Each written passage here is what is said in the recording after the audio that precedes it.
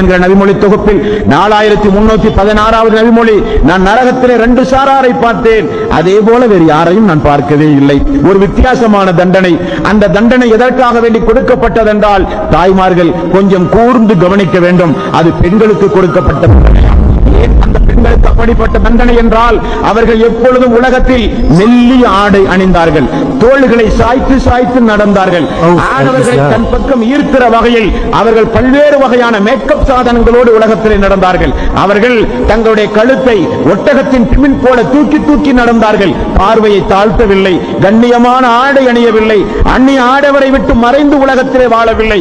அவர்கள் எப்பொழுதும் அந்நிய ஆடவரை ஈர்க்கின்ற வகையில் அந்நிய ஆண்கள் தன்னை பார்க்க வேண்டும், அவருடைய பார்வை தன் மீது விழ வேண்டும் என்பதற்காக வேண்டி ஆடையிலும் உடையிலும் அகங்காரத்திலும் அந்த பெண்கள் மிகப்பெரிய அலங்கார பெண்களாக இருந்த காரணத்தினால் அந்த பெண்களுக்கு கொடுக்கப்படுகிற தண்டனை போல வேறு பெண்களை நான் பார்க்கவே இல்லை என்று அல்லாஹ்வுடைய ரசூல் சொல்லிவிட்டு, எந்த பெண் அந்நிய ஆணை ஈர்க்கின்ற வகையில் நடக்கிறாளோ அவர் சொர்க்கம் செல்ல மாட்டார்கள் என்பது மட்டுமல்ல, சொர்க்கத்தின் வாடையை கூட நுகர